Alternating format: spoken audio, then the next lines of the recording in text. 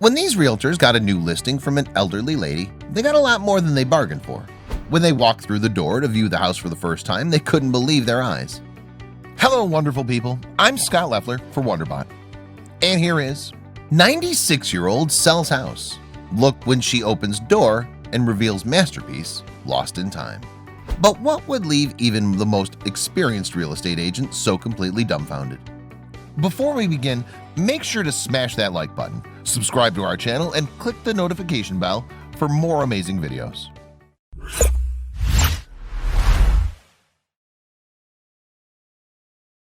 It turned out that this was no ordinary home.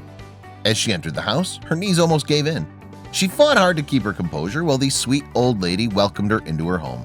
But the astonishment she was feeling was almost too much to take.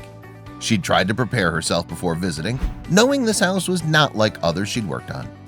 But what she saw that day was something not even the most seasoned professional could have anticipated. It wasn't like Gladys Spitzeri was an amateur. She'd been working in the real estate business for almost 3 decades and had seen pretty much everything. She was an experienced broker and worked with a team of experts who knew the Greater Toronto area like the back of their hands. Then, in 2009, a new addition to the team made their enterprise even stronger.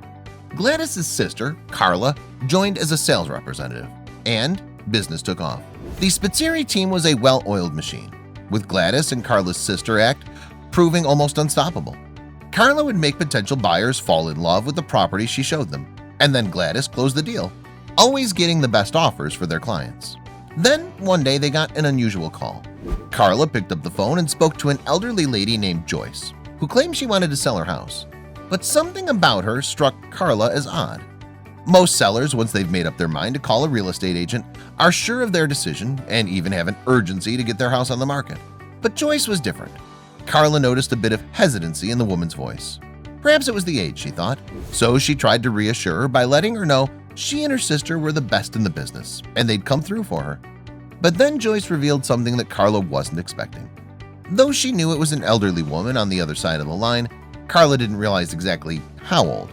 Then Joyce told her she was 96 years old. Carla then began to understand the old woman's hesitation. Perhaps she was nervous about the next stage of her life, knowing she'd probably have to go into assisted living. That said, Joyce sounded lucid and alert, and nothing like other nonagenarians Carla had met. And the surprises were far from over. When Carla asked Joyce how old her house was, she was not ready for the answer. Joyce's home was a whopping 72 years old. That's when Carla knew this would not be business as usual. Old houses can be hard to sell, especially if they haven't been taken care of. She wondered how well a 96-year-old could maintain such an old house. She even thought about rejecting Joyce's listing until the woman gave her the address. Joyce's house was on Jane Street in the Old Mill neighborhood of Incorporated Toronto. Carla knew this was a well-to-do area that housed wealthy residents and high-end businesses like boutique hotels. She knew they could get a big asking price for this house. So she got off the phone and did some calculations. The property's estimated value came in at a mind-blowing $968,000. They simply had to take this listing. But there was one big obstacle in their way. It turned out that Joyce wasn't actually sure she wanted to sell her house. Next time Carla called her, she vacillated, saying she had a lot of memories in that house and she didn't know if she'd be able to live anywhere else. That was understandable. After all, she had lived in that place practically her whole life. But as experienced realtors, Carla and Gladys started suspecting something else was going on. Indecision and an inability to let go are common traits in hoarders, who also tend to be elderly people. Carla and Gladys had seen it many times before and knew this could make their work twice as hard. But the potential payday was too big to pass up, so they kept going. Hoping to get her to make a decision, they asked Joyce to do something they knew she wouldn't like, but it had to be done. Carla and Gladys had only seen the house from outside using Google Street View, but they had to know what the condition was inside. They asked Joyce if they could visit, something that made the old lady nervous at first. Eventually they convinced her, and the sisters got to work. But none of their experience prepared them for what they were about to find. The sisters stepped inside and couldn't believe what they were seeing. The house was nothing like what they had expected. It was like they'd traveled back in time nearly 70 years. The style, furniture, and decorations were straight from the 1950s.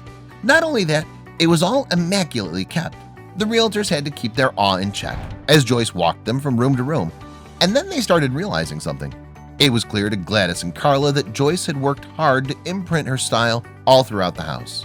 It was a very distinctive style though, and something of an acquired taste. The thing that most stood out was its unapologetic femininity, with soft pastels and embellished furniture in every room. Pink and gold were recurrent motifs, as were flower pattern wallpapers. That said, there was no turning back for the sisters. But there was one last thing to do before putting the house on the market. Though at first glance the home looked impeccably maintained, Carla and Gladys knew a house as old as this needed to be thoroughly inspected. So they called in their team of experts to take a look at every nook and cranny. To the sisters' surprise, everything was in perfect shape. They were amazed at how well Joyce was able to preserve such a place. But the old woman did have one thing to confess. Joyce told the sisters that the kitchen was actually refurbished in the mid-1960s. But though it was a decade and a half newer than the rest of the house, it didn't look out of place and was just as well kept as everything else. Even the oven, which by now was around 50 years old, worked like a charm according to Joyce. Satisfied, Carla and Gladys posted the listing, and they were not expecting what happened next.